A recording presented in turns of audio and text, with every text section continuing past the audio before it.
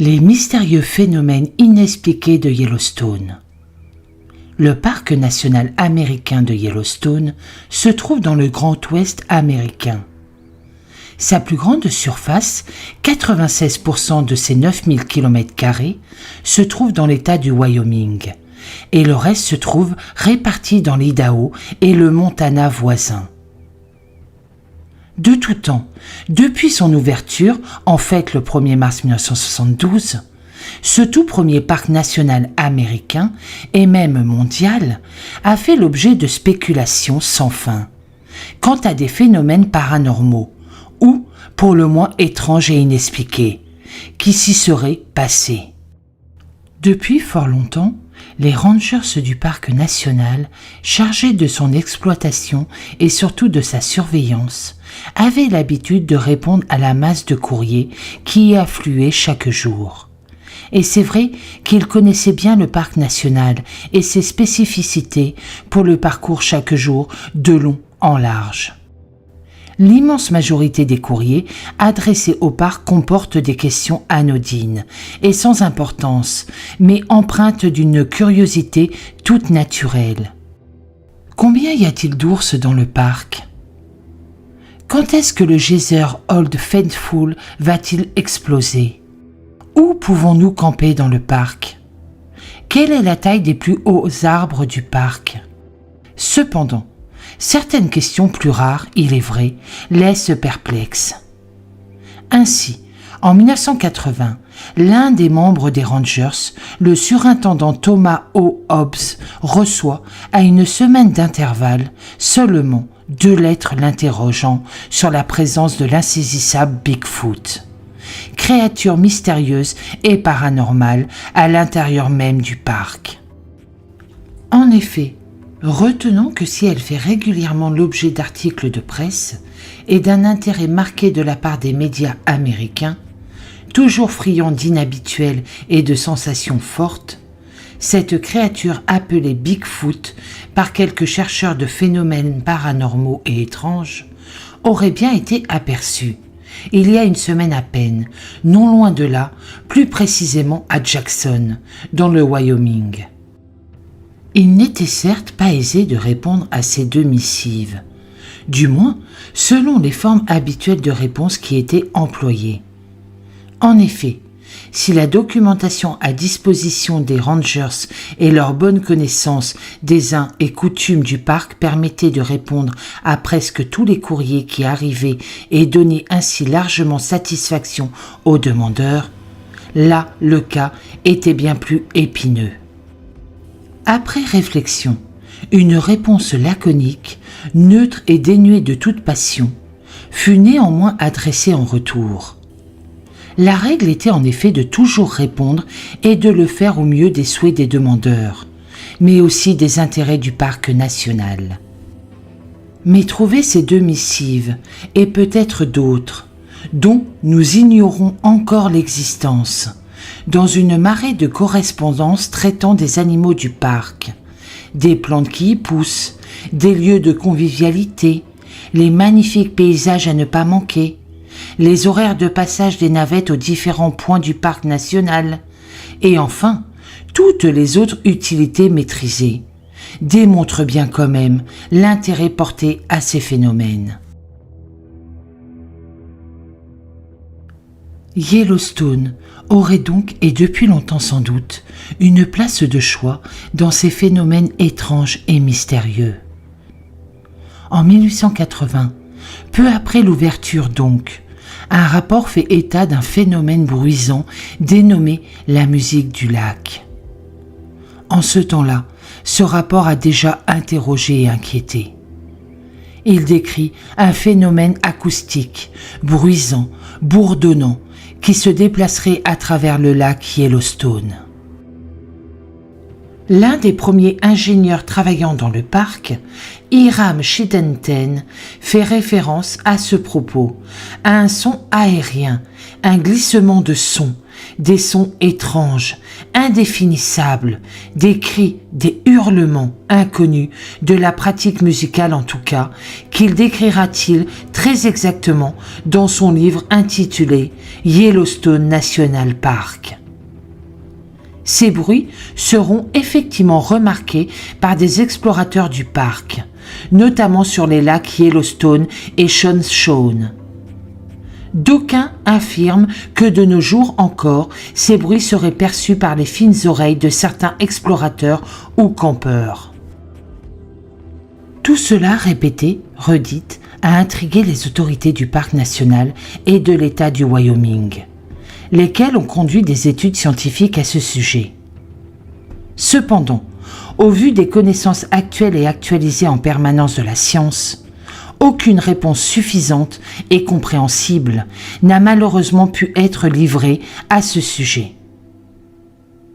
Dans les archives du parc national, les lettres adressées jadis déjà et aujourd'hui encore s'entassent en tas impressionnants d'archives, aux côtés des réponses faites et envoyées. Rien, cependant, ne vient y confirmer ou infirmer la véracité des faits et leur authenticité indiscutable, qu'il s'agisse de l'existence du Bigfoot ou d'autres créatures cryptides ou de la musique du lac. Mais cela nous laisse quand même grandement interrogateurs face au parc national de Yellowstone.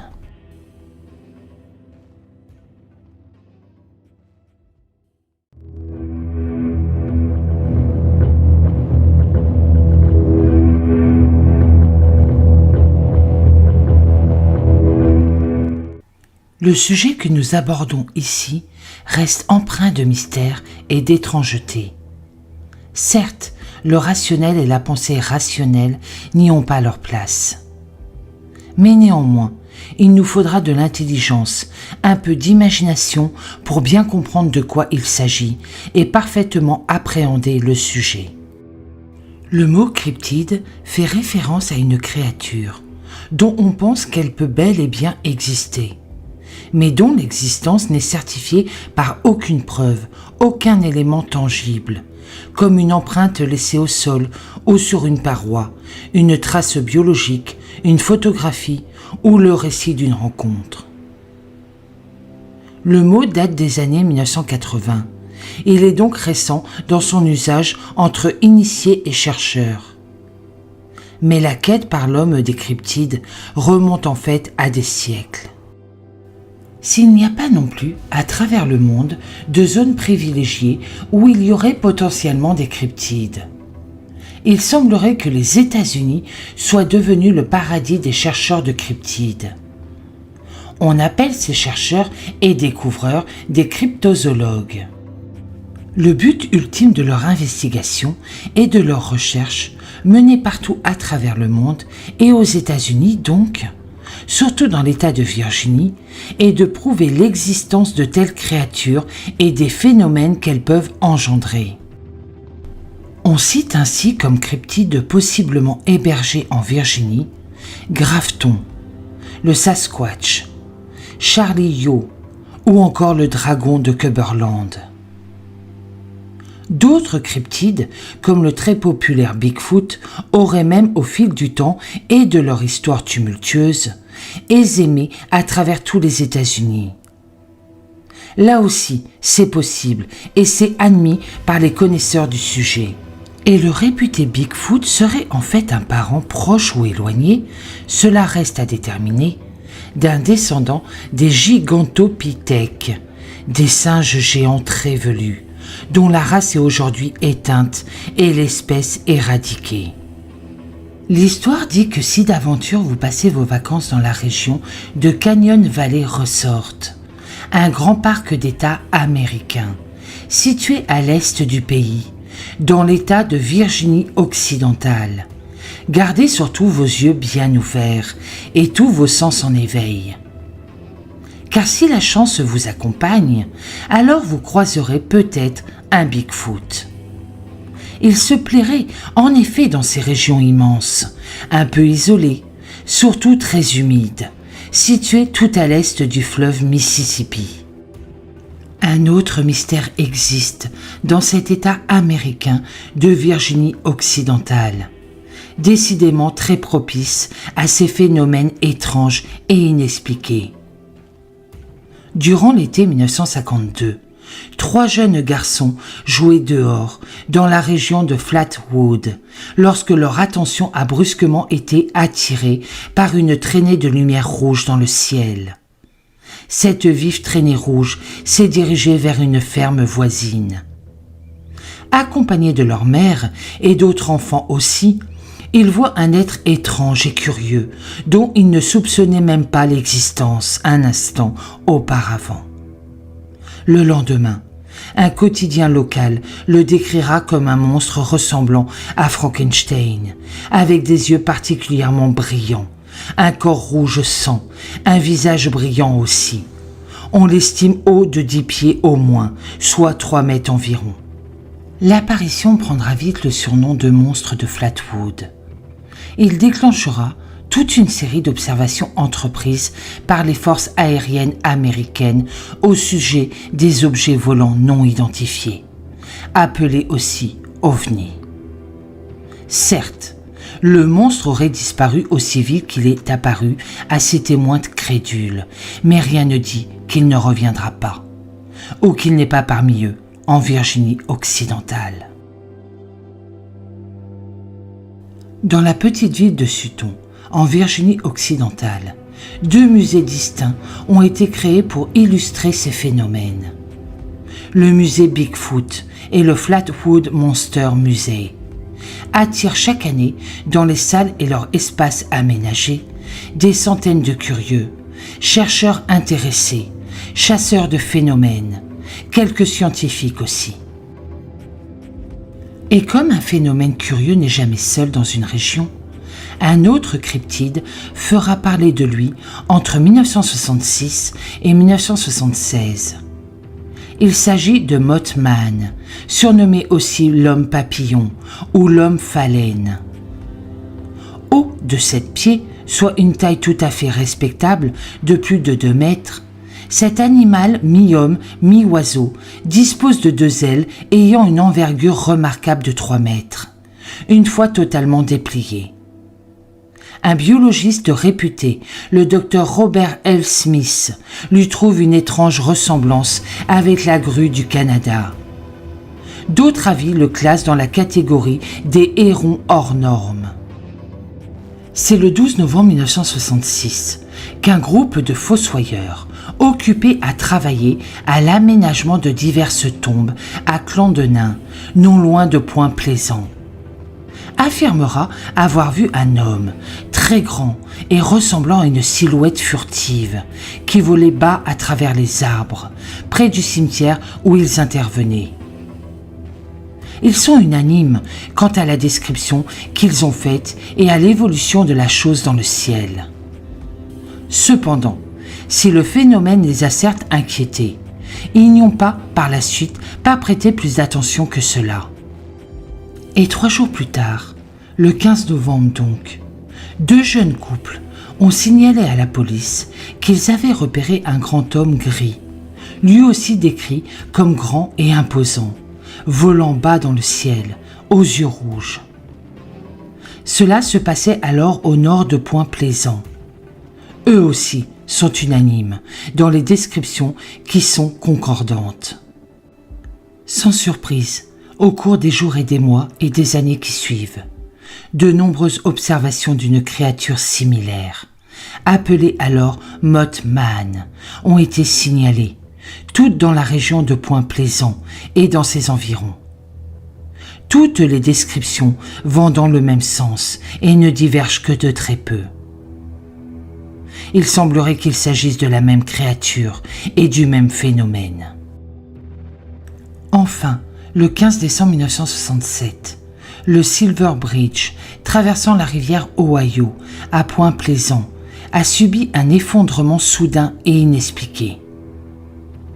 Curieusement, la disparition de Mothman, car on ne le reverra plus jamais après cela, est directement ou indirectement liée à l'effondrement du pont de Silver Bridge à Point-Plaisant le 15 décembre.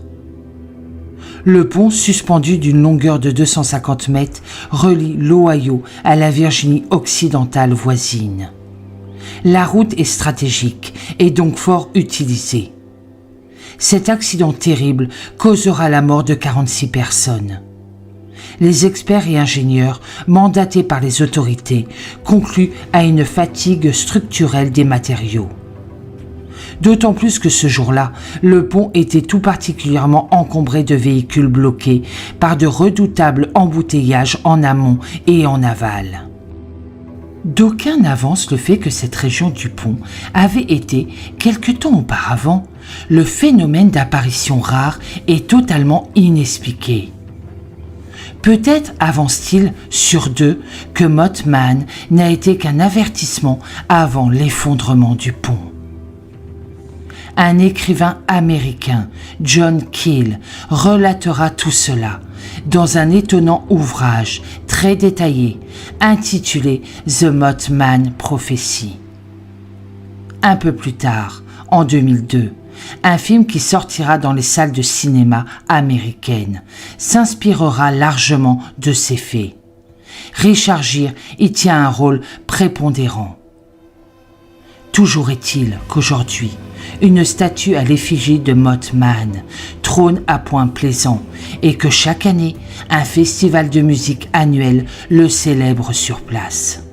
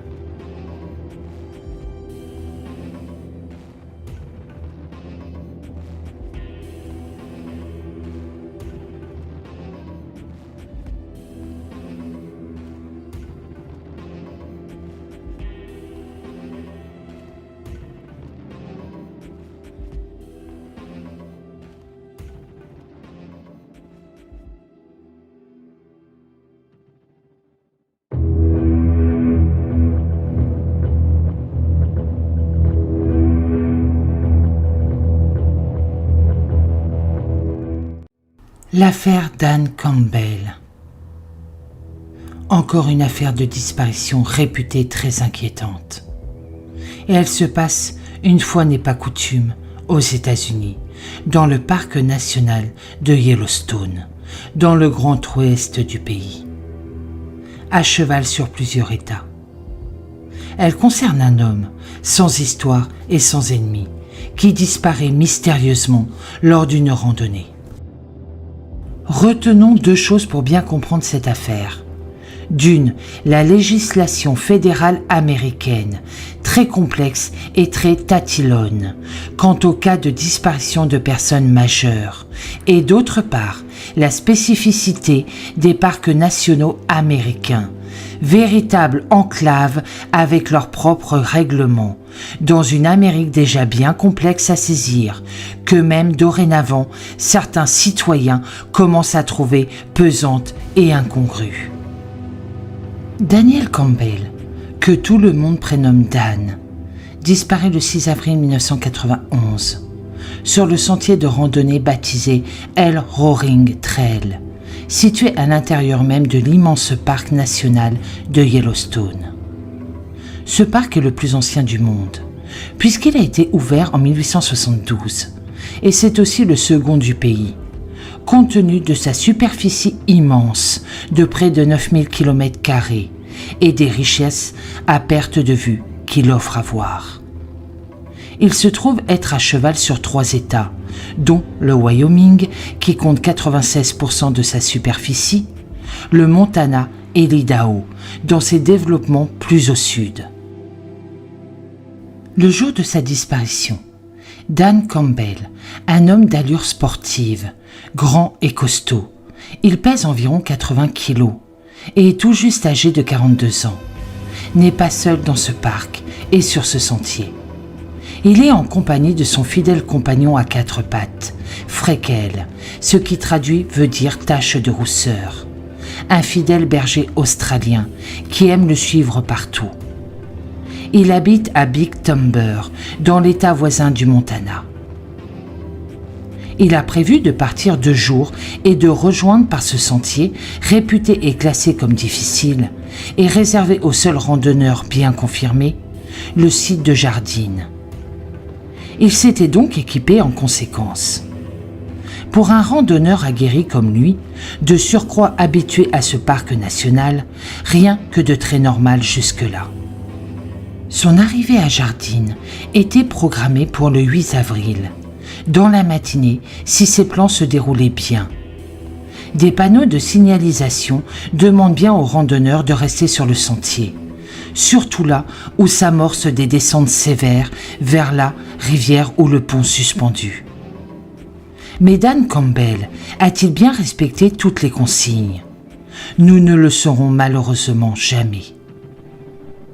Toujours équipé de son sac à dos, contenant tout ce dont il a besoin, notamment du matériel de survie, Dan Campbell est un randonneur plutôt aguerri.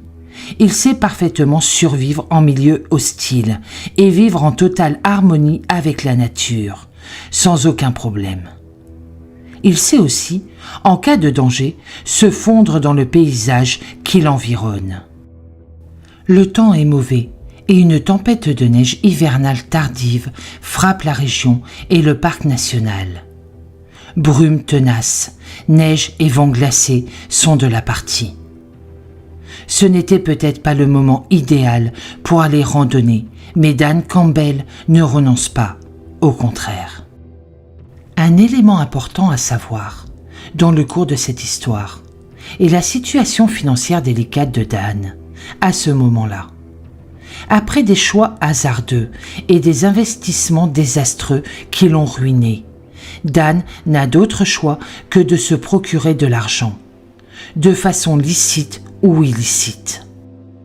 Dan Campbell sait que les bois d'Élan et de Wapiti sont très convoités des Américains, mais aussi des touristes qui n'hésitent pas à payer très cher ces trophées devenus rares au fil des années. Mais il sait aussi, hélas, que la traque de tels bois de cervidés est strictement interdite dans les parcs nationaux américains. Même si les cervidés les ont perdus au sol lors de leur brame et de leur mue. C'est ainsi, et la réglementation est draconienne à ce sujet. Alors, prudent et rusé, Dan Campbell, s'adonnant à cette activité totalement illégale, avait rassemblé plusieurs bois trouvés ce jour-là. Il les avait entreposés dans un endroit sécurisé pour lui, prêt à revenir les chercher plus tard. Mais le 8 avril, Dan ne sera pas au rendez-vous de Jardine.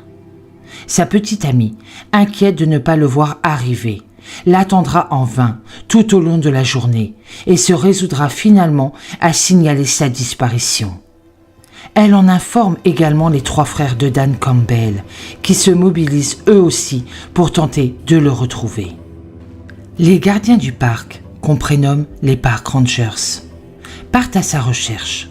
Ils ont l'habitude de retrouver très régulièrement des randonneurs qui se blessent, parfois sérieusement, parfois plus légèrement, ou se perdent dans ces endroits particulièrement escarpés et sauvages. Les Park Rangers apprennent aussi par une indiscrétion le but initial de la randonnée entreprise par Dan Campbell. Le secret pouvait difficilement être gardé, compte tenu de sa subite disparition. Cela change du tout au tout leur regard sur cet homme qu'ils recherchent, même s'ils ont conscience que cette pratique existe en réalité à cette période de l'année et qu'elle est en fait pratiquée par de nombreux randonneurs. Et Dan Campbell est l'un d'entre eux. Et l'immensité du parc national, la faiblesse de leur effectif, les difficultés d'accès et de surveillance aussi d'une telle zone rend leur lutte vaine. Le mauvais temps des premiers jours de recherche ajoute encore à ces difficultés. Après plusieurs semaines d'efforts, les recherches entreprises au sol, où la neige a finalement fondu et par voie aérienne, ne donnent cependant rien. Il faut se résoudre à l'évidence. Il n'y a aucune trace de Dan Campbell et de son chien Freckles. Les park rangers, même s'ils ne s'en s'ouvrent pas à la famille et aux proches, gardent quand même l'espoir de retrouver le corps de l'homme et du chien. Si d'aventure ils avaient succombé au mauvais temps ou à un accident fatal. De cela aussi, ils ont une vieille habitude. Les 3 frères de Dan Campbell, persuadés que leur frère est toujours encore en vie, ne se satisfont pas de l'enquête en cours et de ce premier résultat. D'autant que des randonneurs, eux aussi présents dans la région, signalent avoir entendu des coups de feu dans le parc national durant les 2 jours de disparition de Dan Campbell. L'interpellation de campeurs, vite catégorisés suspects, se déplaçant à l'intérieur du parc national à bord d'un camping-car, porteur en outre d'armes à feu et de munitions. Mais les enquêteurs ne disposent pas, selon eux et selon la législation américaine, de moyens d'approfondir leurs recherches, notamment au moyen d'analyses biologiques ou de police scientifique. Ce que les 3 frères et la petite amie de Dan Campbell ne comprennent pas et reprochent aux autorités. Ils ouvrent là une perspective de crime de sang dont aurait été victime Dan Campbell. Au cours de l'année 2000, ils engageront une procédure à l'encontre du bureau du shérif local. Nous avons évoqué ci-dessus les spécificités relatives aux parcs nationaux américains et à la législation fédérale. Car l'enquête est ouverte, soit pour disparition inquiétante, soit pour affaire criminelle. Cela donne des moyens très différents aux enquêteurs et oriente l'enquête d'une façon ou d'une autre, souvent radicale. Mais c'est ainsi aux États-Unis, à l'inverse de notre système de droit français. Plusieurs mois après, Dan Campbell n'a malheureusement toujours pas été retrouvé, malgré les recherches, ponctuellement toujours en cours dans la zone où Dan Campbell aurait pu disparaître. Si l'hypothèse de son activité délictuelle, strictement interdite, n'a pas pu être confirmée de façon formelle, elle reste cependant la piste privilégiée par rapport à un simple égarement ou à un accident.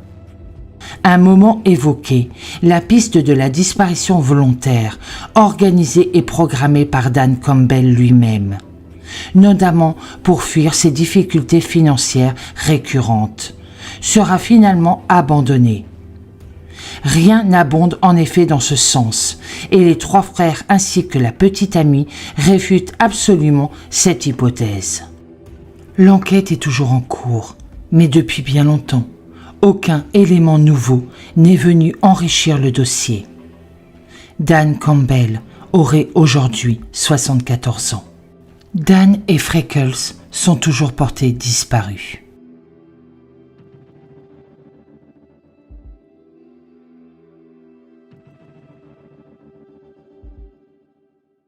L'affaire Timothy Barnes. C'est une nouvelle affaire de disparition présumée inquiétante qui nous accapare aujourd'hui. Elle aussi, mais comme tant d'autres auparavant, est un concentré de suspense, de mystère, d'incompréhension, autour de la disparition d'un être cher, sans raison logique et rationnelle. Revenons donc sur les quelques circonstances connues, et par leur rareté, elles sont d'autant plus précieuses, de la disparition de ce jeune homme. Timothy Barnes est un ressortissant américain. Il résidait à Rancho Cucamonga, une commune du comté de San Bernardino, dans le bel État de Californie, tout là-bas dans l'Ouest américain, connu pour sa démesure, ses villes gigantesques, ses activités sportives, nautiques et de loisirs menés à tout va et à outrance, mais aussi son climat généreux, chaud et sec. C'est aussi une région viticole où un vin californien, le Zinfandel, est produit de façon intensive pour la consommation américaine mais aussi exporté depuis quelques années maintenant à travers le monde. La ville et la région sont en pleine expansion économique et démographique. On y compte 160 000 habitants. Le mardi 5 juillet 1988, vers 9 h du matin, il quitte la ville de Tenaya Lake, au bord du lac d'altitude, situé tout près de l'autoroute 120, tout à l'est de Tioga Road. On est dans la montagne, à près de 2500 mètres d'altitude. Il fait beau et sec. Ce jour-là, il avait prévu d'entreprendre une randonnée qui devait le mener des célèbres sources de Murphy Creek, alimentant le lac, plus haut encore à 2671 mètres, au bord des lacs Polydolm, le tout étant situé dans l'immense parc national de Yosemite. Tous ces endroits se situent à 5 km à peine de Tenaya Lake. On les atteint donc facilement en randonnée et en marche à pied sur des sentiers balisés. Nombre de randonneurs californiens, mais aussi étrangers à la région, y viennent pour admirer la beauté des paysages, qui est à couper le souffle. C'est donc une randonnée sans histoire, plutôt facile, qui s'annonce pour Timothy Barnes ce jour-là. C'est du moins ce qu'il espère. De surcroît, on sait que c'est un marcheur et un randonneur aguerri. Il avait planifié son retour en fin de journée, pour 16h30 environ, car d'autres occupations devaient meubler sa fin d'après-midi et sa soirée. Mais hélas, Timothy Barnes ne reviendra pas à l'endroit prévu, ni à l'heure prévue. Dans la soirée, ses amis, inquiets de ne pas le voir réapparaître et n'ayant aucune nouvelle de lui, ce qui n'est absolument pas dans ses habitudes, lui qui était plutôt jovial et festif, font part de sa disparition aux autorités et aux gardes forestiers du parc national de Yosemite. Sa disparition est officiellement signalée. Les park rangers entreprennent des recherches à l'intérieur du parc, à pied et en véhicule tout-terrain. Mais rien, aucune trace de ce jeune randonneur porté disparu. Pas d'effet personnel retrouvé, pas d'indice de son passage à un quelconque endroit. Absolument rien, comme s'il s'était volatilisé. Plus personne ne reverra Timothy Barnes au-delà de cette date fatidique du jeudi 5 juillet 1988. Ni les gardes forestiers du parc, ni ses amis et ses voisins. À croire qu'il s'est subitement volatilisé. La piste s'arrête net à l'entrée du parc national de Yosemite. Au-delà, il n'y a rien que des suppositions, des hypothèses, des conjectures avancées par les uns et les autres. Cela, à l'évidence, part d'un bon sentiment, mais aucune ne repose sur des fondements solides. Car tout a été envisagé par ses amis, même les pistes les plus improbables, parfois à regret et contre les évidences. Les impressions qu'ils se sont forgées, comme la disparition volontaire subite. L'enquête s'enlisera vite, une affaire chassant l'autre. Timothy Barnes ne donnera plus signe de vie, plus jamais. Sa vie s'est arrêtée brutalement un certain mardi 5 juillet 1988. 2 ans après sa disparition, Timothy sera officiellement déclaré décédé. Sur le seul plan administratif, cela soulage ses proches, mais ne calme pas leur angoisse. Pétris de courage et d'abnégation, ils espèrent toujours, malgré le manque flagrant d'indices, de preuves, d'éléments de nature à orienter leurs recherches. Ils espèrent toujours retrouver Timothy Barnes.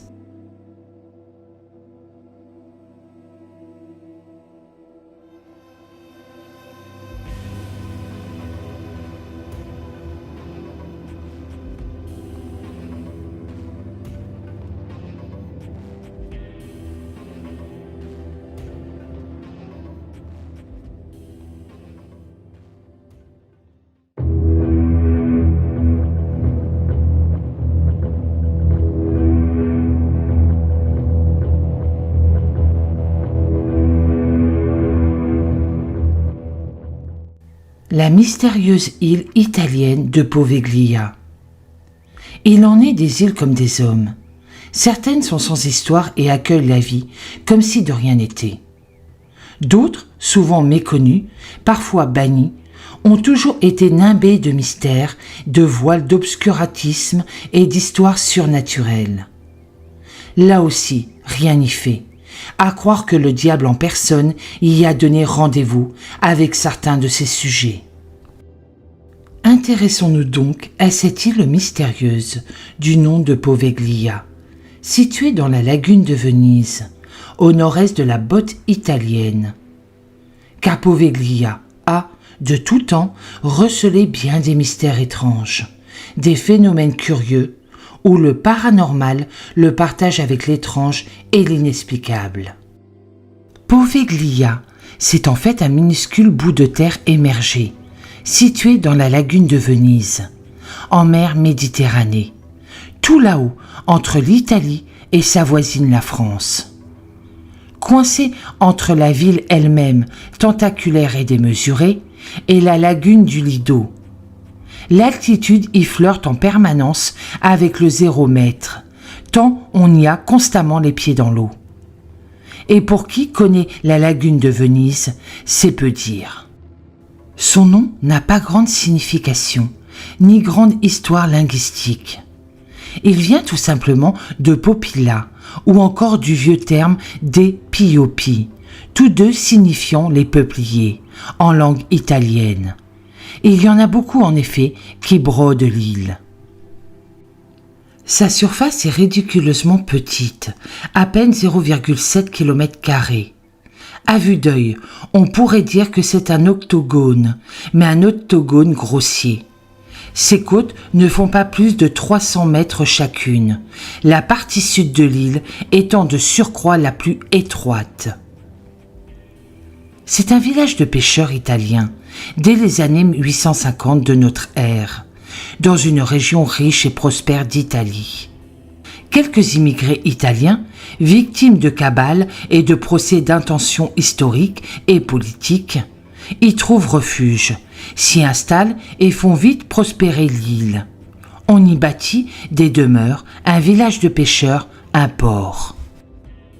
Des viviers et des vignes donnant un vin léger et de qualité y prospèrent ainsi que quelques marais salants. Le sel étant en ces temps-là une richesse échangeable et commerciale à loisir.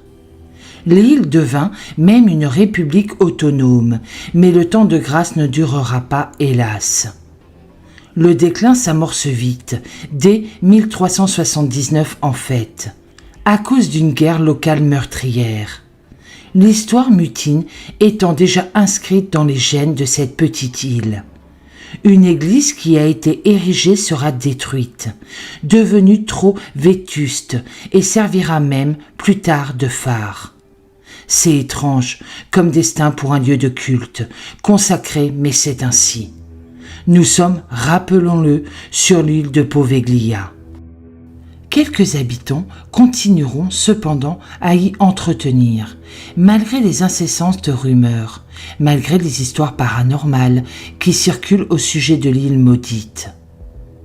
Un semblant de vie, mais l'éclat d'avant avait bel et bien disparu à jamais. De nos jours, devenue inhospitalière, elle est inhabitée. Elle reste administrée par la municipalité de Venise.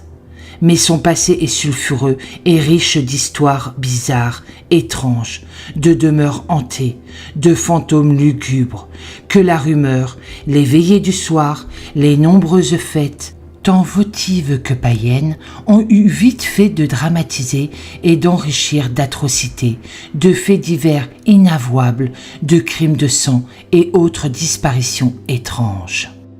Les quelques hommes y ayant résidé auparavant, tentant d'y vivre en paix, bien loin des tumultes vénitiens, se seraient en fait tous enfuis, eux aussi craignant pour leur vie, après avoir assisté à des phénomènes paranormaux des plus étranges, qui se répétaient inlassablement. Vision, hallucination, vérité ? On ne l'explique pas en tout cas.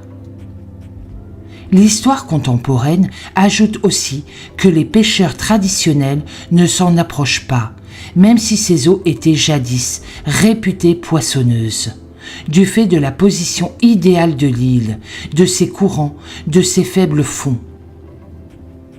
D'aucuns avancent même des histoires de filets de pêche relevés, qui étaient garnis d'os humains. Rien n'y fait, on ne coupe pas à la légende. On rapporte des cris rauques, entendus dans la nuit, cris humains longs et déchirants, terrifiants, vrais cris d'angoisse et de peur, cris poussés par des hommes et des femmes au bord de l'agonie et du supplice.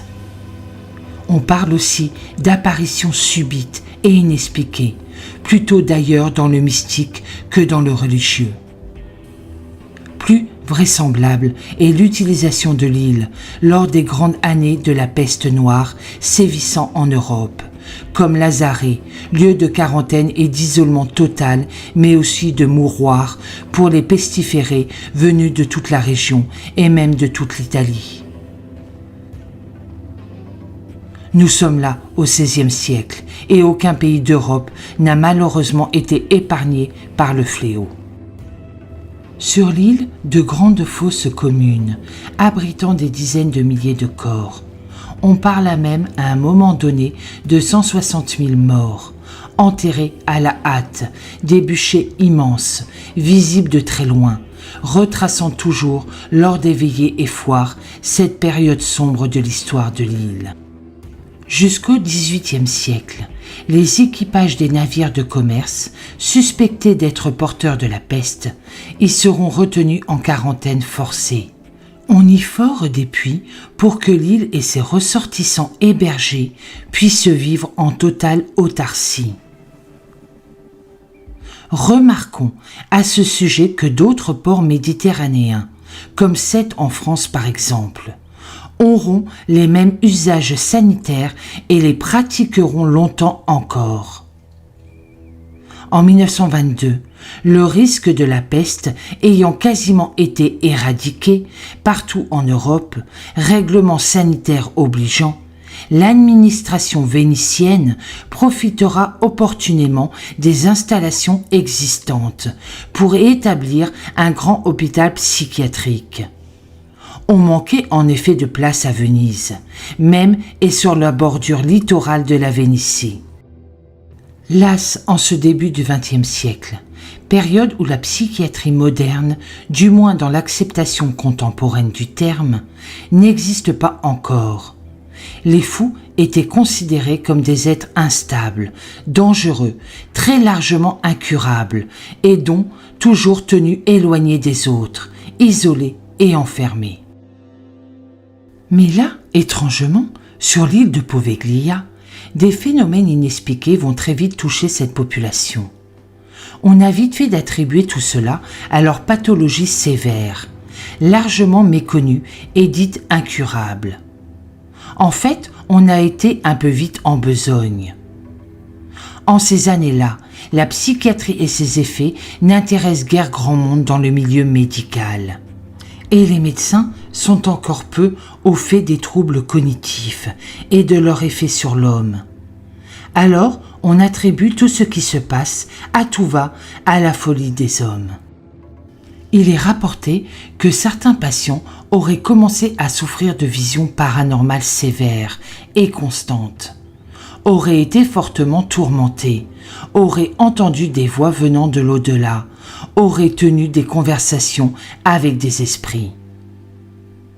Tout cela a été peu analysé, peu étudié et trop peu documenté par les médecins, les soignants et les gardiens de l'île. Ce qui, si besoin était, ajoute encore à la couche de mystère et d'irrationnel. On rapporte aussi le cas d'un médecin, plus convaincu que ses confrères, peut-être scientifiquement plus curieux, et qui aurait étudié certains sujets, les aurait soumis à toutes sortes d'essais et d'expériences, très insolites et totalement inconnues jusque-là, les aurait même lobotomisés. Plus tard, atteint lui aussi de troubles apparentés à la folie. Il se serait donné la mort sur l'île, n'ayant jamais pu rejoindre le continent. L'hôpital fermera finalement ses portes. Le site sera vendu et revendu à maintes reprises, sans jamais faire affaire. Aucun acquéreur ne se sentant en effet l'âme en paix pour y vivre et y faire prospérer une famille, une entreprise ou un commerce. C'est là le sport de ces îles sulfureuses, dont on ne sait rien de bien précis, mais dont on subodore 1000 mots terribles. Au cours du XIXe siècle, à l'époque autrichienne donc, l'île était transformée en centre de quarantaine, usage maintenu par l'Italie jusqu'à la Seconde Guerre mondiale, période peu glorieuse, pendant laquelle elle fut occupée par les soldats de l'Italie fasciste et servit de mouroir pour les prisonniers de la résistance italienne et servira largement de morgue. Plus tard, la guerre enfin terminée et les sévices patiemment apaisés, l'île accueillera encore une maison de convalescence et de repos, essentiellement pour personnes âgées. Cet usage perdurera jusqu'en 1968, où le projet est abandonné, faute de moyens financiers suffisants pour entretenir, restaurer, agrandir les installations devenues, au fil du temps qui passe, anciennes et obsolètes. Des curieux et quelques visiteurs aussi, hardis au départ, auraient cependant vite pris la poudre d'escampette, une fois le pied posé sur l'île, se jurant de ne point y revenir. On ne les y reprendra pas, foi de Vénitiens. Et l'île, certes inhospitalière, froide, inhabitée, sans âme, sans cœur, deviendra très vite, à partir de la moitié du XXe siècle, le paradis des chasseurs d'esprits, de fantômes, des curieux d'affaires paranormales, suiveurs impénitents d'étranges phénomènes, encore inexpliqués à ce jour. Certains y viennent passer quelques heures, d'autres, plus téméraires, pour y passer une nuit entière. Au début du XXIe siècle, l'État italien veut se séparer de l'île, comme pour d'autres biens publics qui ne rapportent plus rien, mais coûtant aux contribuables italiens une résolution de vente et prise. Et c'est l'agence gouvernementale des biens publics qui, finalement, mettra l'île en vente. La somme demandée est assez modeste. On aurait pu s'attendre à une plus forte valeur, mais c'est ainsi. Les diverses évaluations restant décidément bien basses. L'engouement des Vénitiens et des Italiens, s'il existe vraiment, est quand même faible et malgré les efforts louables d'une association locale, rien n'y fait. L'île n'est pas acquise. Les ressortissants italiens et vénitiens ont sans doute d'autres chats à fouetter en des périodes de restrictions budgétaires fortes et prévisiblement durables. Cela aussi s'entend. Seul un homme d'affaires italien, officieusement passionné et même déclaré féru du paranormal, tentera d'acquérir, en mai 2014, l'île pour une somme modique, en effet, pour ce modeste lopin de terre. Cependant très bien situé sur la lagune vénitienne. Son enchère était supérieure à celle de l'association vénitienne et il devait fort logiquement devenir le nouveau propriétaire de cette île.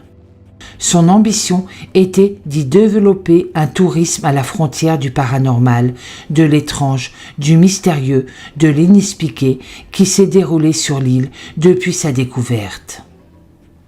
Par mesure de sécurité, le gouvernement italien suspendra les visites sur l'île dès l'année 2004, officiellement en raison de certaines dérives y ayant eu lieu. Si l'idée de départ peut apparaître comme intéressante, et pourquoi pas, gardons-nous quand même de spéculer sur sa réalisation effective. Le projet prévoyait en effet un avenir fait plutôt de tourisme de masse, de construction d'hôtels et de résidences de luxe, en nombre non défini et à l'architecture douteuse. Tout cela paraissait alors trop peu encadré, trop peu conforme aux normes sanitaires, environnementales et écologiques, actuel ni au but avoué de la vente. À l'heure actuelle, la transaction est toujours bloquée, mais personne, ni l'État italien, ni le riche homme d'affaires italien, ne renonce et la bataille juridique engagée s'annonce sévère et longue. On sait ce genre de sujet sensible, délicat et méritant réflexion, à propos et mesure.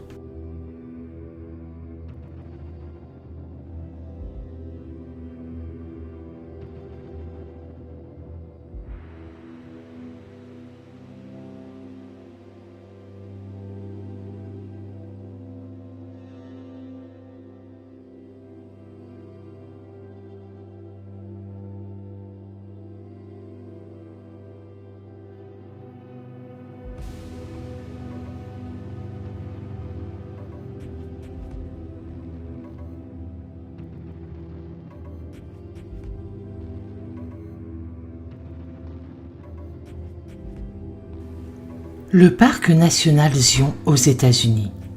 Situé aux États-Unis, plus précisément dans l'État de l'Utah, dans le Grand Ouest américain, le parc national de Zion est une réserve naturelle célèbre pour les falaises rouges et abruptes du canyon de Zion, situé en son milieu.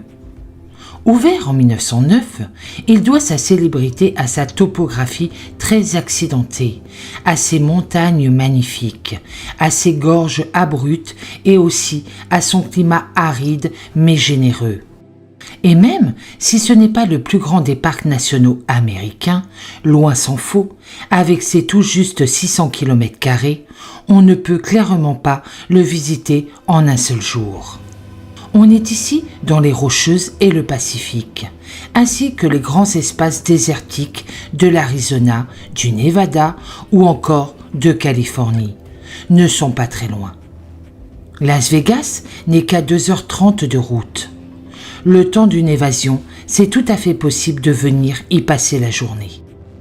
Ici, c'est le royaume des parcs nationaux américains, tant la nature a forgé au fil des millénaires. Leurs grands espaces qui s'étirent à perte de vue, creuser leurs roches friables, tailler leurs pierres en leur donnant des formes surprenantes. Ils sont nombreux, rivalisent d'attrait pour capter les touristes, car on ne peut évidemment pas tous les visiter. Ici donc, à Zion National Park, partout des cours d'eau, régulièrement à sec, serpentent au fond des canyons ou de vallées encaissées, insaisissables, où aucun homme raisonnable n'irait spontanément s'aventurer sans prendre quelques précautions. N'oublions pas que dans l'enchaînement des reliefs escarpés américains, orientés du nord au sud, du continent nord-américain, né il y a des millions d'années par le truchement des plaques tectoniques qui se sont heurtées violemment. Certains sommets dépassent tout de même les 2000 mètres. La route panoramique, qui a été baptisée Zion Canyon Scenic Road, qui démarre là, est desservie en belle saison, soit en gros de mars à novembre, par des navettes touristiques fréquentes, navettes qui effectuent de nombreux arrêts tout au long de l'itinéraire. L'initiative a bien été pensée pour réduire la pollution et toutes les tentations humaines. D'ailleurs, un sentier de randonnée, balisé et entretenu, plutôt connu des seuls randonneurs aguerris, est particulièrement bien équipé. Serpente entre des gorges profondes, des ressacs en ombre, des cumulus de pierres, tels qu'on n'en trouve qu'ici dans les montagnes américaines, des abrupts soudains et parfois vertigineux. Le sentier suit des falaises massifs de grès, couleur crème rose ou rouge, tant la roche est différente, généreuse, perméable et fragile. Là encore, c'est dangereux certes, il faut être équipé et sportif, accepter des dénivelés importants, savoir enchaîner certains passages très techniques. Mais vraiment, la récompense au bout de l'effort est là, suprême méritée.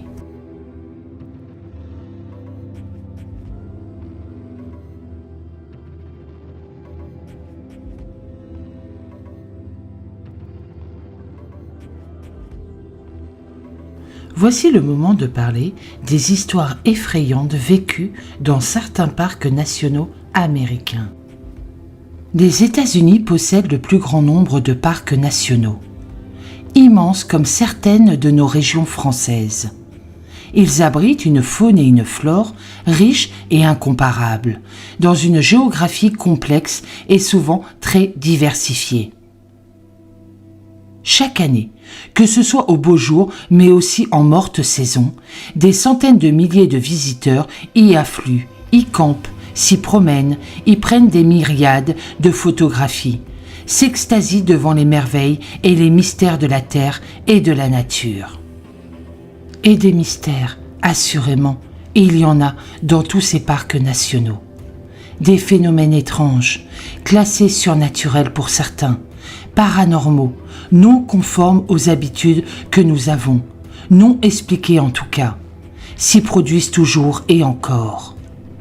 Parfois, lorsqu'un bruit étrange survient, alors que tout est calme, qu'on tombe sur une cabane en bois vermoulue abandonnée en pleine clairière, loin de tout chemin, on se croirait en pleine période d'Halloween.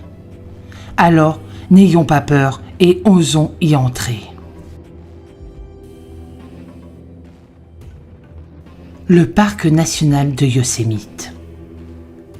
En plein milieu du massif montagneux de la Sierra Nevada, en Californie, tout là-bas, dans le Grand Ouest américain, jadis encore sauvage, le parc national de Yosemite, avec ses 3000 km², est le troisième plus ancien parc américain, puisqu'il a été ouvert en 1890. Sa géographie complexe et bouleversée, son climat chaud et aride, très particulier, sa végétation qui s'est adaptée à ses rigueurs et ses amplitudes extrêmes, est foisonnante et singulière. Il est logique que des rapports de phénomènes paranormaux aient très tôt été rédigés. Dès la fin du XXe siècle, l'un des tout premiers gardiens du parc, Galen Clark, signala avoir observé des gémissements étranges provenant du lac Grouse. Croyant qu'il s'agissait d'un chiot perdu, il n'y prêta tout d'abord guère attention. Mais lorsqu'il a demandé des renseignements à un groupe d'autochtones résidant dans leur campement, ils lui ont dit que les sons sont constamment émis par un jeune garçon qui s'est noyé ici il y a longtemps et qui, depuis ce temps, hurle après les passants. Il leur demande leur aide pour ne pas se noyer et s'enfoncer dans la vase du lac. Mais lorsqu'ils s'arrêtent, il les attire à lui sans qu'ils puissent résister. Et jusqu'à aujourd'hui, d'autres histoires macabres, proches de celle-ci, sont toujours encore colportées sur cette région maudite. Nous reviendrons plus tard sur d'autres histoires dans le parc national de Yosemite.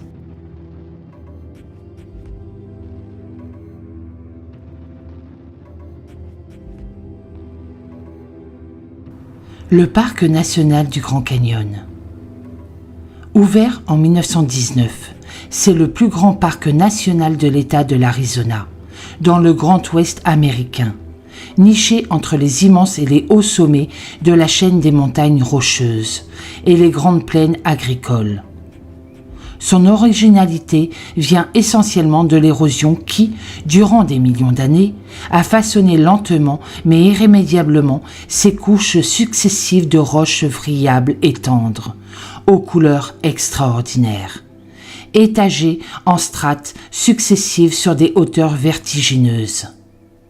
Un véritable réseau de canyons, long de dizaines et de dizaines de kilomètres, avec des embranchements et des culs-de-sac, si et petit à petit formés pour la plus grande joie des grimpeurs, marcheurs, escaladeurs, trekkers.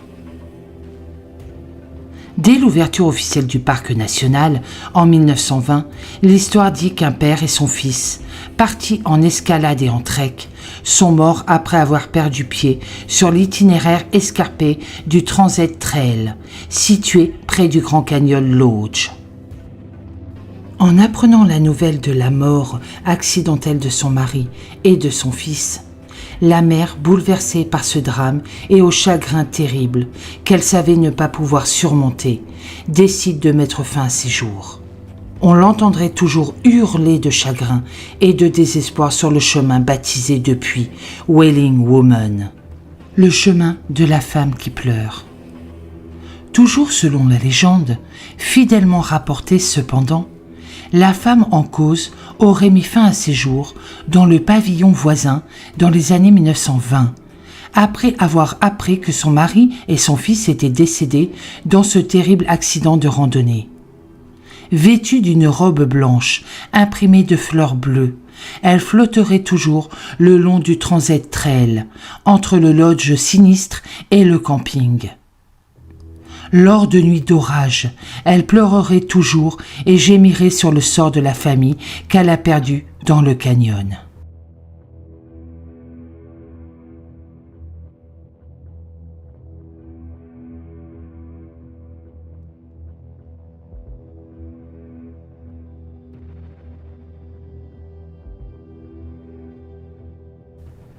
Le parc national de Mammoth Cave.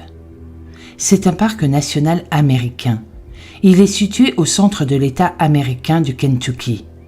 On est là au centre du pays, aride, sec, chaud, immense et plat. Il abrite le système de grottes le plus étendu du pays, et connu d'ailleurs au monde, où affluent et coulent des dizaines de sources qui deviendront grandes rivières et fleuves impétueux, plus loin en surgissant en plein air. C'est, on s'en serait douté, l'endroit rêvé pour tous les spéléologues, explorateurs souterrains, curieux du dessous de la terre, amateurs de sensations fortes aussi. Car ici, on s'enfonce dans les entrailles de la terre, avec des puits sombres, des coudes presque à angle droit, des recoins, des siphons immenses et autres cavités immenses, elles aussi, découvertes au hasard des cheminements. Et ce seul parc national a généré, à lui tout seul, plus de 150 rapports de phénomènes extraterrestres. Ce qui n'est guère surprenant vu sa complexité géographique, sa fréquentation, son ambiance déjà mystérieuse dès l'entrée. Beaucoup de ces rapports émanent des gardes du parc national qui organisent des visites guidées et accompagnées, mais une histoire en particulier est célèbre et bien connue. Il s'agit du sort de Floyd Collins, un spéléologue, certes amateur, mais connaissant bien son affaire, qui s'est retrouvé, un jour, coincé par un rocher à l'entrée d'une cavité appelée Sand Cave. Immobilisé, pris littéralement au piège, souffrant terriblement, Collins attendit l'arrivée des sauveteurs, mais ce fut en vain. 4 jours plus tard, sans ressources, sans vivres, blessé, faible, un éboulement le scella définitivement à l'intérieur même de la grotte et y mourut de faim et de faiblesse généralisée.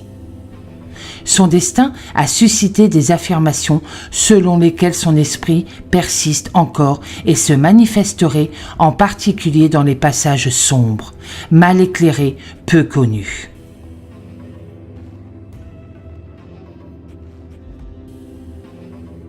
Les rangers du parc national ont rapporté avoir vu des apparitions pouvant ressembler à des guides esclaves qui dirigeraient des visites organisées de grottes. Avant la guerre civile, mais l'observation la plus fréquente rapportée est bien celle de Stephen Bishop, un esclave que le site web du National Park Service décrit comme ayant été l'un des plus grands explorateurs que Mammoth Cave ait jamais connu. En effet, Bishop, qui est enterré dans l'ancien cimetière des guides, lieu situé non loin de la grotte, est souvent vu, dit-on du moins, lors de la visite des lanternes de Violet City, lorsque les rangers emmènent les visiteurs dans des cavernes éclairées uniquement par des lampes à pétrole. Au cours des années 1800, Mammoth Cave a brièvement servi d'hôpital de la tuberculose. Et les visiteurs qui se présentent ici peuvent encore voir les restes des cabines de consommation. Cabines rudimentaires où les patients admis séjournaient pour des temps plus ou moins longs. Beaucoup, hélas, ne s'en remettront pas, mourant ici dans d'horribles souffrances, d'expectation en étouffement, leur pathologie étant bien trop avancée pour être utilement soignée. À l'extérieur de l'une de ces cabines sauvegardées se trouve une dalle de pierre où les corps des patients décédés étaient placés, en attente, avant leur enterrement. Aujourd'hui, il est connu sous le nom de Corpse Rock, un endroit où certaines personnes prétendent avoir entendu des fantômes tousser sans arrêt.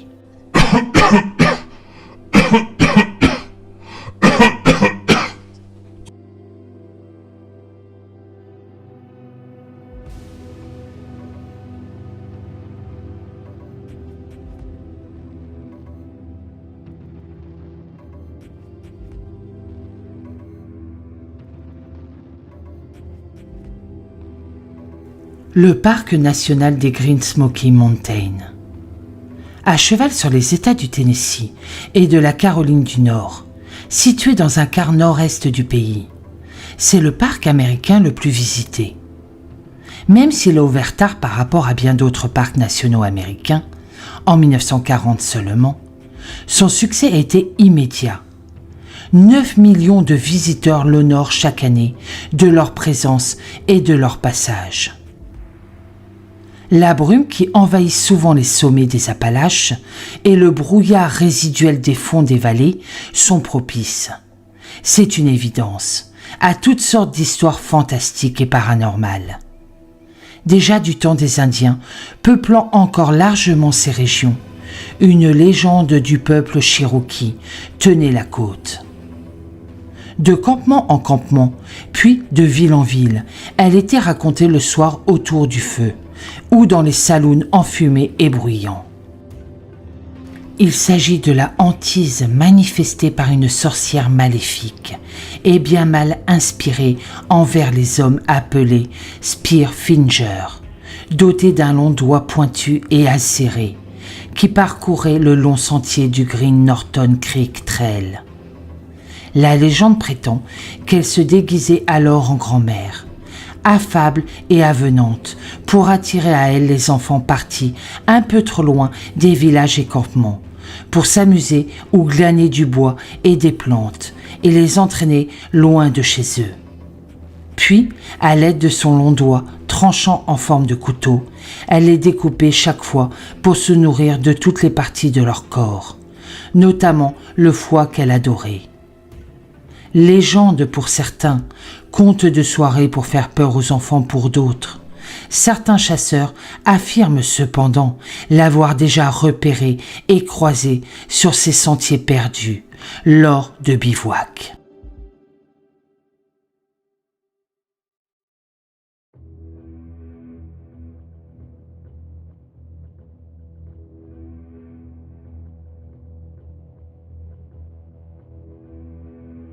Il y a aussi, dans le flot de ces légendes mystérieuses rapportées et discutées, l'histoire d'un colon d'alors qui a été assassiné sur la rive nord du lac Fontana, alors qu'il cherchait en vain sa fille égarée. Des randonneurs perdus ont signalé plus tard avoir aperçu une lumière mystérieuse sur les rives mêmes de ce lac mystérieux. Courageux ou intrépide, si vous voulez vous-même voir les lumières citées et marcher dans les montagnes mêmes où la sorcière Spearfinger aurait vécu, alors n'hésitez pas. Faites donc une randonnée sur le Norton Creek Trail qui vous mènera à plusieurs cimetières perdus et abandonnés. Ancienne plateforme, le sentier est encore utilisé ponctuellement lors des rituels, journée de la décoration, jour sacré où les familles des morts enterrés dans ces cimetières viennent décorer les tombes. Mais ne partez jamais seul.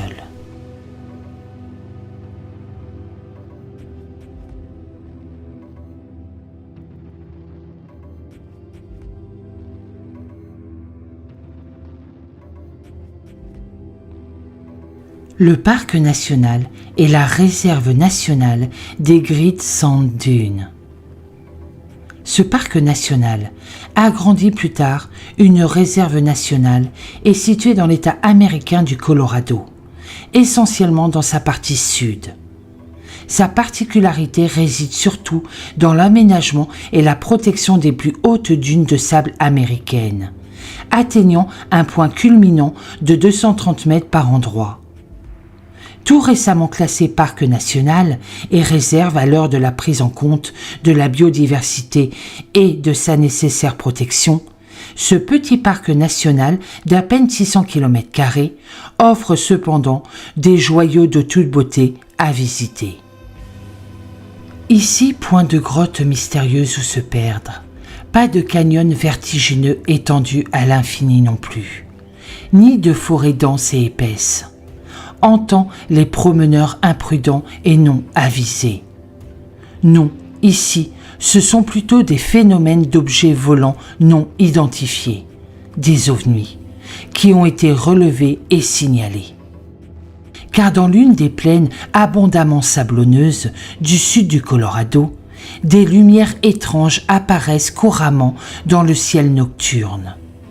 Le phénomène n'est pas rare, semble-t-il, et les observateurs de tout âge, puis amateurs ou professionnels déjà confirmés et bien équipés, se pressent dès lors, informés par le bouche à oreille qui fait fureur sur les routes et les champs pour les observer, les traquer, les photographier. Certains prétendent que ce phénomène a commencé il y a fort longtemps, dans des temps fort reculés, quand l'histoire des États-Unis n'existait même pas. On serait au tournant des années 1600, sans précision cependant. Là, des peuplades amérindiennes auraient enregistré pour la première fois avoir vu des objets étranges dans le ciel. De nos jours encore, des jets de lumière puissants sont aperçus, alliant des motifs estris à dessins à points aléatoires, contribuant encore au mystère de la région et du parc national. Ce parc national est donc devenu tout naturellement un hotshot pour amateurs de soucoupes volantes. En effet, plus de 60 observations d'objets volants non identifiés des ovnis, donc, ont été signalées dans et autour de ce parc national des Green Sand Dunes, et la région a même fait la une des journaux nationaux dans les années 1970. Avec une vague suspecte et inexpliquée de mutilations de bétail, non attribuées à l'homme. Ce phénomène se poursuivrait d'ailleurs encore aujourd'hui, mais de façon plus ponctuelle. Une tour d'observation a été dressée ici à 250 mètres d'altitude et le sommet des dunes reste très souvent propice à des observations surprenantes.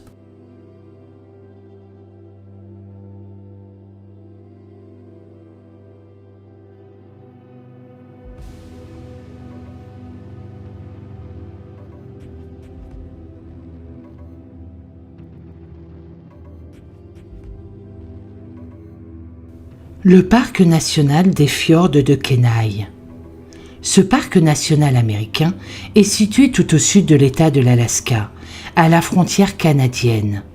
Là, compte tenu de la latitude, le froid est sévère et le vent balaie la côte sans interruption.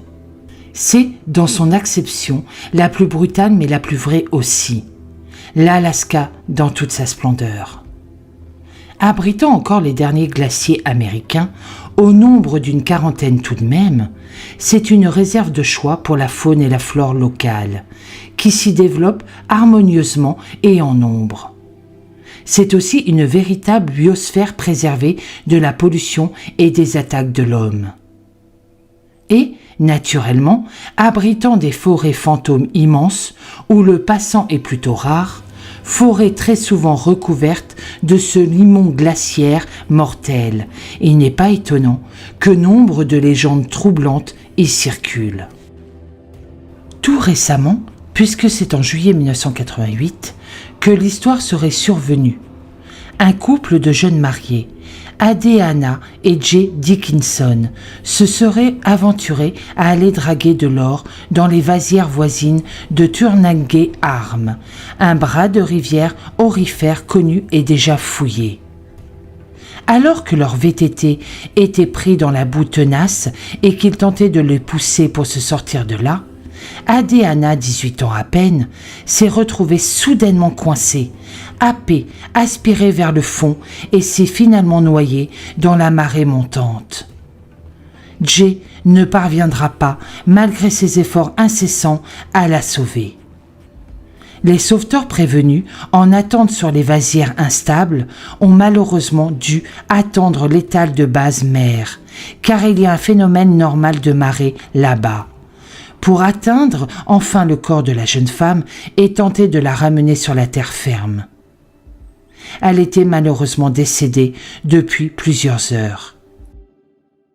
Et depuis ce jour-là, on entendrait toujours encore un homme crier en vain à l'aide, demander du secours, désespérément, alors qu'il est seul à se battre contre la nature et ses éléments déchaînés.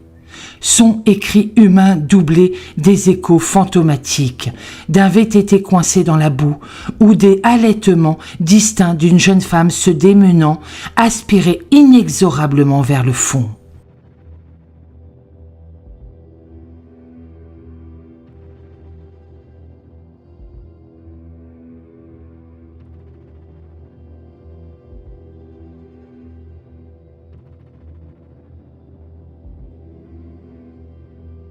Le parc mémoriel de Bloody Lane, dit aussi champ de bataille national d'Antietam.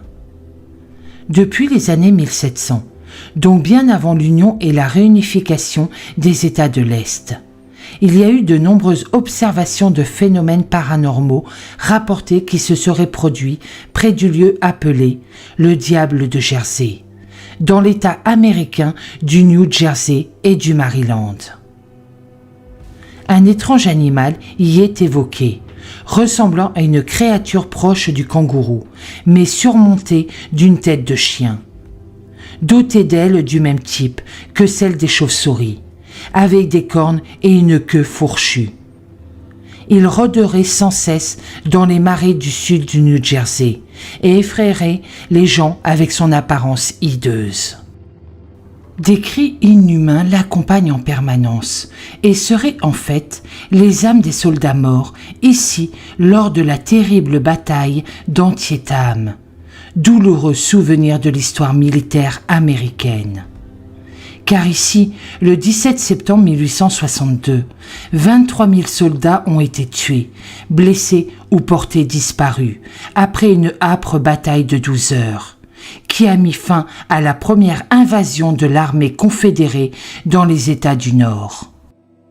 Aujourd'hui encore, la route située en contrebas, connue sous le nom de Bloody Lane, autrement dit le chemin ensanglanté, serait hantée par les soldats qui ont perdu la vie. Des témoins ont rapporté avoir entendu des coups de feu fantômes, alors qu'il n'y avait pas âme qui vive dans la région. Distinctement perçu des cris et des chants d'époque, et certains ont même affirmé avoir vu des soldats en uniforme confédérés paraître et disparaître brusquement, comme des apparitions ayant duré moins d'une seconde. D'autres visiteurs et passionnés racontant avoir vu des boules de lumière bleue se déplacer dans les airs, ressemblant peut-être à des boulets de canon d'époque, et avoir entendu des battements de tambours fantômes. Selon les historiens, de nombreux soldats tombés au combat ont effectivement été enterrés sous les ponts de cette route maudite.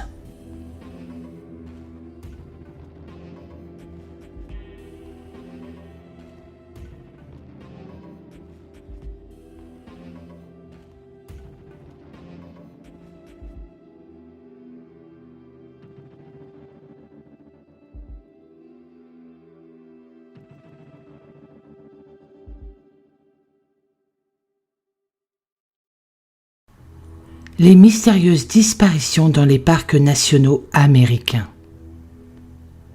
Nous avons évoqué récemment les affaires effrayantes étant déjà survenues dans les parcs nationaux américains.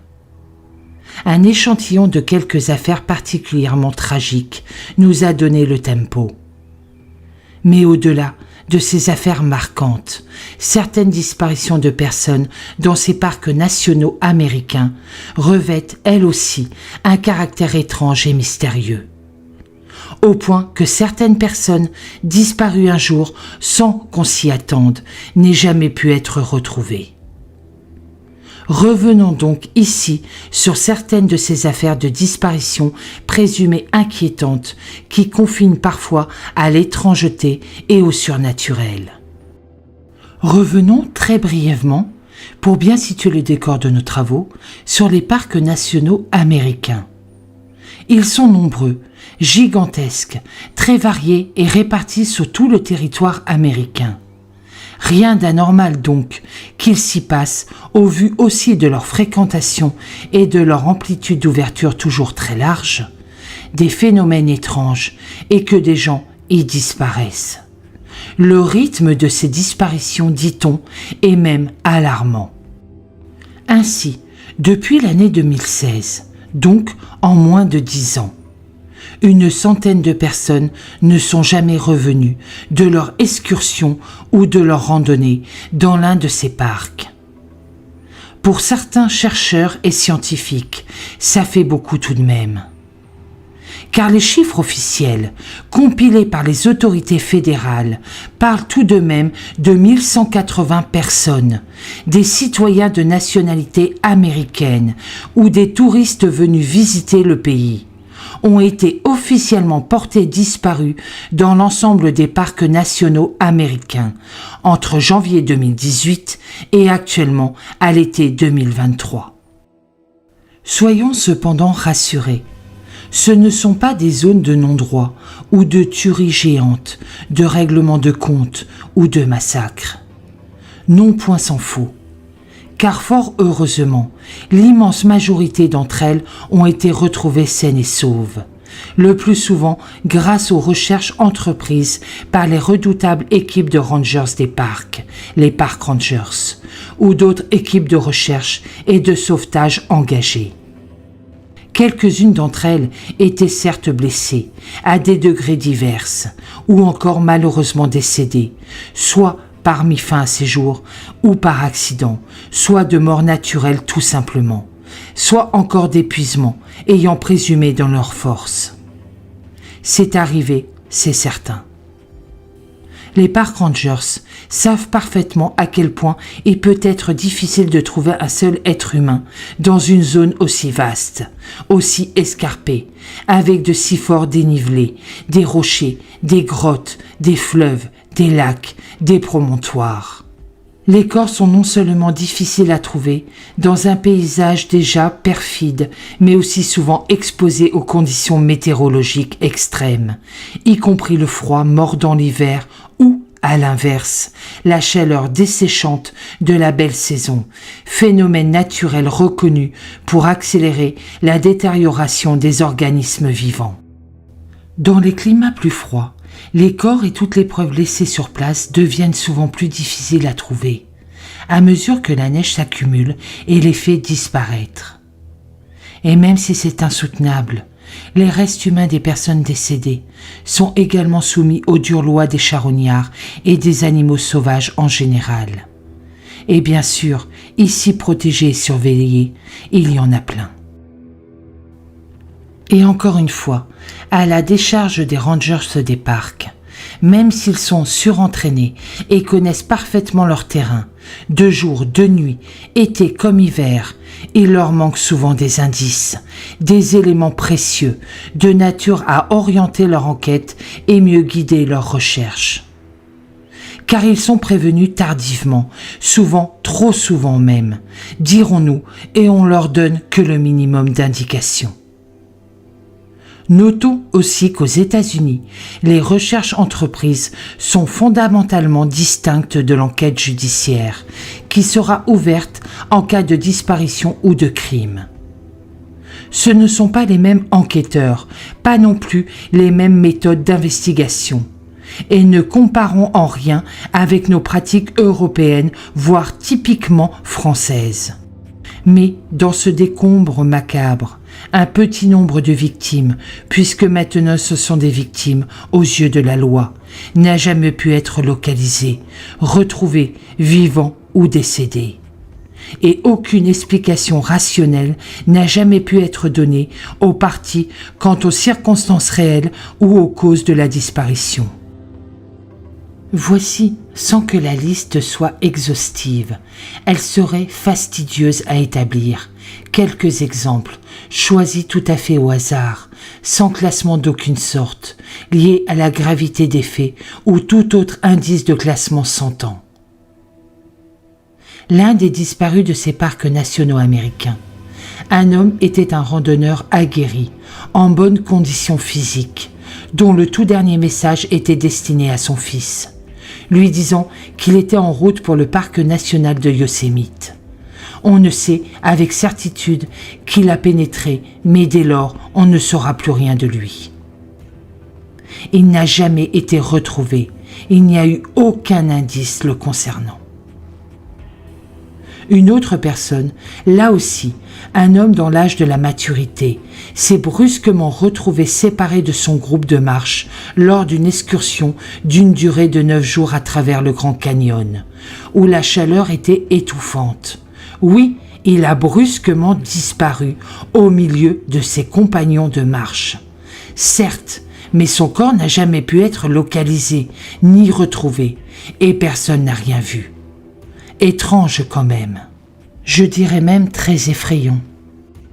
Un jeune guide touristique fluvial, connaissant bien le fleuve Colorado, dans le parc national du Grand Canyon, et ses quelques pièges, à bord d'un canot sécurisé et bien équipé, avec encore toute la vie devant lui, a également disparu, subitement, lors d'un voyage de groupe. Son corps n'a jamais été retrouvé malgré une intense campagne de fouilles. Une autre disparition suspecte et sans réelle explication est Charles Lyon, qui n'a pas été revu depuis un peu plus de 2 ans. L'homme avait alors 49 ans. Il était originaire de Tyler, dans l'État du Texas. Il avait été vu pour la toute dernière fois dans un motel de la chaîne Best Western à Tusaia, dans l'État de l'Arizona, le 10 juin 2021. Sa voiture automobile a été retrouvée le lendemain sur la rive sud du Grand Canyon, vide, sans livrer non plus d'indices probants. La police a ouvert une enquête, mais cela n'a rien donné malheureusement. A-t-il mis fin à ses jours? A-t-il été kidnappé? Un changement volontaire de vie? On ne saura jamais ce qui lui est arrivé. Un autre citoyen américain, un certain Jong Kyung Wong, âgé de 45 ans, a connu un sort similaire. C'était en septembre 2017, lorsque sa voiture a été retrouvée garée sur la rive sud du parc national du Grand Canyon, en Arizona. Personne ne savait qu'il était dans cette région, et il n'en avait parlé à personne. Le mystère restera entier, car, à ce jour, il n'a jamais pu être retrouvé ou localisé. Un enseignant de l'État de Floride, Floyd E. Roberts, spécialisé en technologie commerciale, âgé de 52 ans au moment de sa disparition, a lui aussi disparu alors qu'il se trouvait dans le parc national du Grand Canyon, dans l'État du Colorado. C'était le 17 juin 2016, alors qu'il faisait une randonnée d'une journée avec un groupe lors d'une excursion organisée d'une durée totale de 9 jours, a annoncé la police.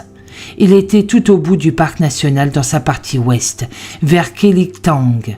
Il se dirigeait alors, suppose-t-on du moins, vers Shannon Spring.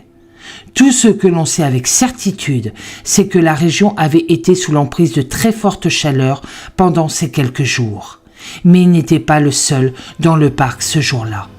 Personne n'a rien vu, personne n'a rien entendu. Il a disparu, il s'est volatilisé. Plus étrange et effrayant encore est la mystérieuse disparition du jeune Morgan Emmer, originaire de Cody, dans l'État du Wyoming, tout juste âgé de 22 ans. Nous sommes le 2 juin 2015, vers 16h15. Il fait beau et chaud, et Morgan guide alors un petit groupe de touristes dans une zone escarpée du fleuve Colorado, tout près de Pumpkin Street, lorsqu'il a subitement disparu.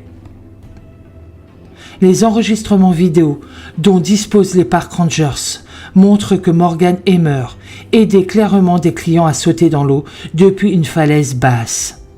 On sait aussi que, lors de la brusque disparition, le dernier client avait terminé son saut et que Morgan Emmer, tout comme le guide principal, avait alors changé de position et sont sortis du champ d'enregistrement des caméras de surveillance.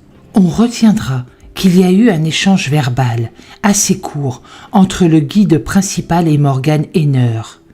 Le guide principal venait de proposer à Morgan de prendre un peu de temps libre cet après-midi-là.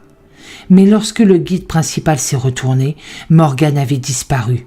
Il s'était complètement volatilisé. Il pensait qu'il était parti se reposer et récupérer des forces. Mais on ne le reverra pas. Le guide principal s'inquiétera le soir, ne voyant pas Morgan revenir pour le dîner. Cela ne lui est jamais arrivé auparavant. Il en était au 6e jour de l'excursion. Toutes les recherches entreprises par les membres de l'excursion, les sauveteurs mobilisés et la famille du jeune homme qui les a rejoints sur place ne donneront hélas rien. Malgré tous ces drames, ne vous empêchez pas de vivre, de partir en vacances et de visiter les parcs nationaux. Comme nous l'avons dit, des millions de gens, qu'ils soient américains ou étrangers, veulent voir les fameux parcs nationaux américains. Pour certains, c'est le rêve de leur vie. Pour d'autres, le début de grandes aventures, du rêve plein les yeux. Même si des scientifiques et des chercheurs, au-dessus de tout soupçon, se sont intéressés à ces phénomènes récurrents de disparition dans les parcs nationaux américains, rien ne dit que leur proportion est plus importante qu'ailleurs sur le territoire américain. Paradoxalement, comprenons bien que la force des parcs nationaux américains réside justement dans leur organisation parfaite et méthodique. Ils en ont l'âge et l'expérience. En effet, on sait avec précision que tout ce qui s'y passe, qui entre, qui sort, qui paie, qui vient seul ou accompagné, à pied, en transport en commun ou en véhicule automobile. Tout est cartographié, numéroté, noté, enregistré, archivé et puis classé. Ce qui n'est pas toujours le cas, soyons-en sûrs, des États fédéraux américains. Et ils sont 51 quand même. Parfois, tout simplement, par esprit de sagesse et de prudence, il faut avoir raison gardée. Ne partez jamais seul et partez toujours équipé. Voici entre autres une des disparitions qui m'a le plus marqué. L'affaire Lucas Renaud. Je suis de tout cœur avec ses parents et j'espère qu'un jour ils sauront la vérité. Certaines morts sont dues à des accidents ou à des concours de circonstances particulièrement malheureux. Dans l'affaire que nous évoquons ici, les faits apparaissent d'entrée comme étranges.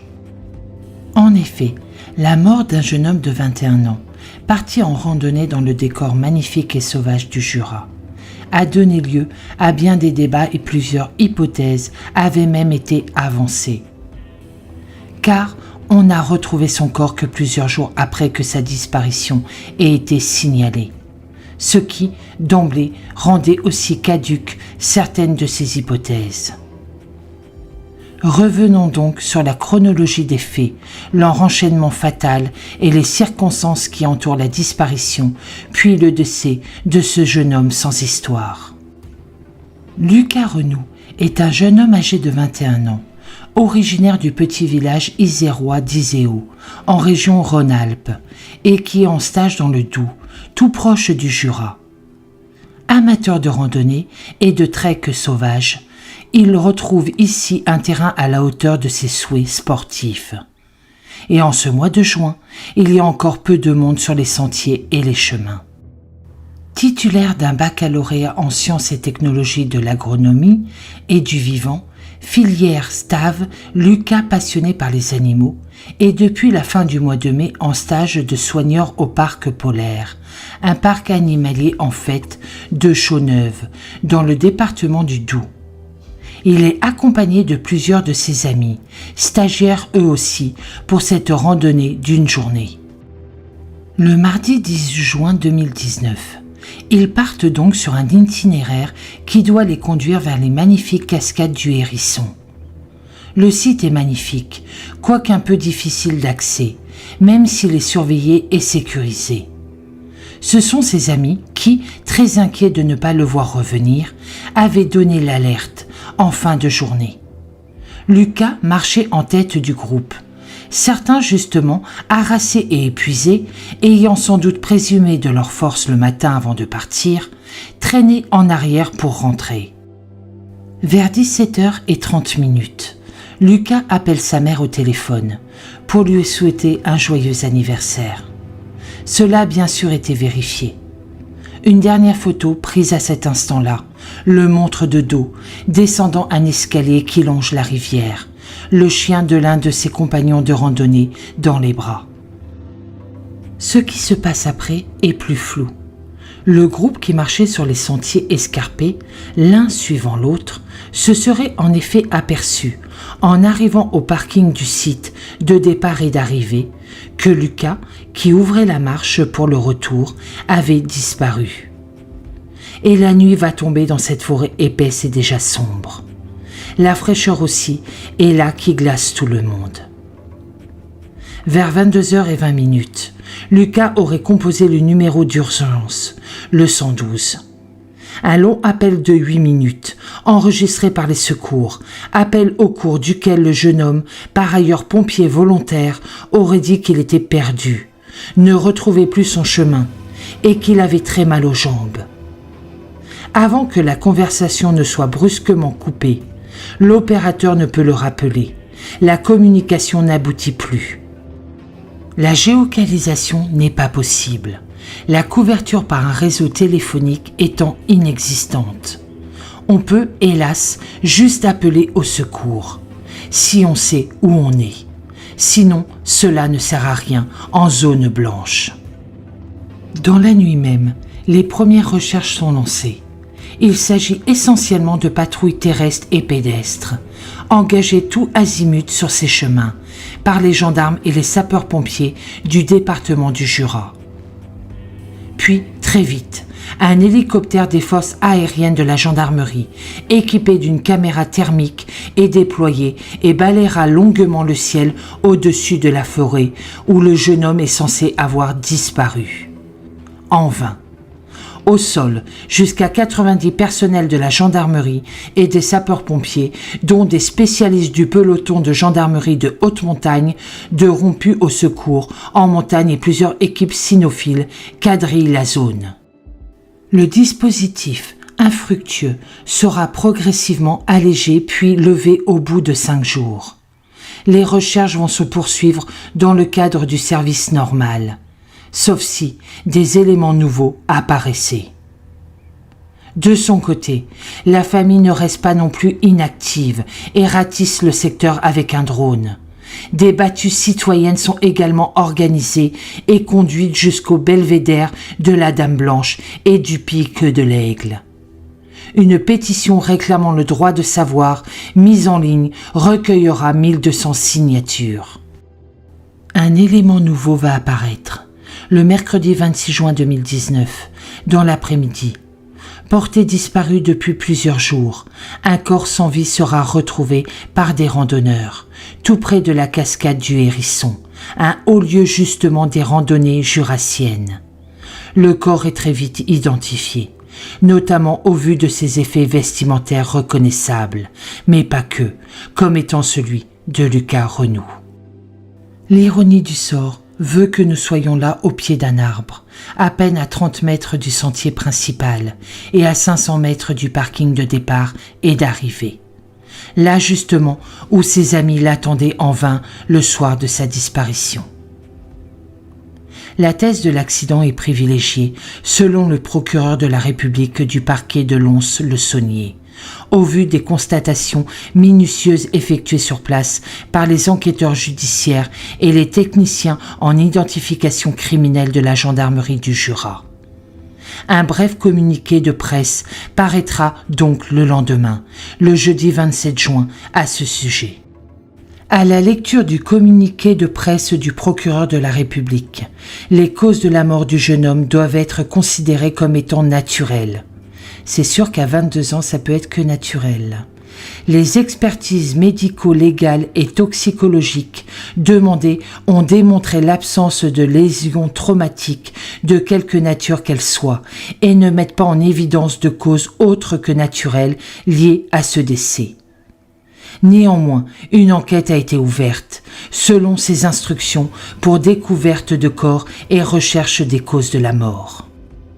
Une autopsie est pratiquée sans délai, mais après plusieurs jours passés en forêt, le corps de Lucas était déjà trop abîmé pour que l'autopsie permette d'éclairer pleinement les circonstances du décès, voire ses causes exactes. En outre, une expertise toxicologique a décelé la présence de molécules médicamenteuses correspondant à un traitement prescrit à Lucas, mais dans les limites du dosage thérapeutique habituellement prescrit. Ce qui a donc permis d'évacuer la thèse d'une mort par intoxication.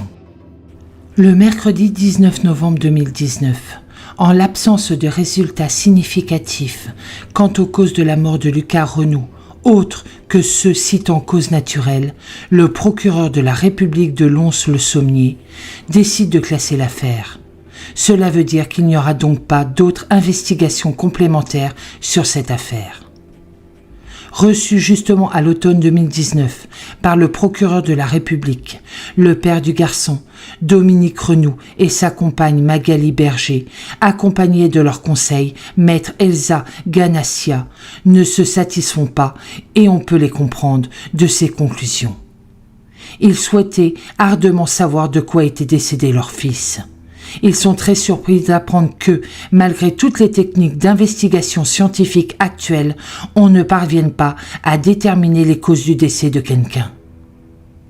Charlotte, la jeune sœur de Lucas, partage toute la peine et toutes les incompréhensions des parents. Elle était très proche de son frère. De leur côté, assistés de leur avocate, les parents avaient déjà déposé en août 2019 une plainte contre X pour non-assistance à personne en danger, afin de s'assurer que tout avait bien été fait pour retrouver leur fils de son vivant. Ils doutent un peu du travail acharné de recherche des gendarmes lors du signalement et fustigent le manque de contact régulier qu'ils ont eu avec eux au sujet de leur fils.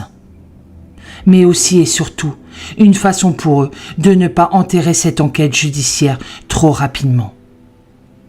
Espérons qu'un jour, ils sachent la vérité. C'est la fin de cette vidéo, j'espère qu'elle vous aura plu. Si c'est le cas, n'hésitez pas à me le dire en commentaire si vous voulez une suite. Pour ma part, je vous souhaite une très bonne journée, je vous dis à bientôt dans une prochaine vidéo et surtout prenez soin de vous.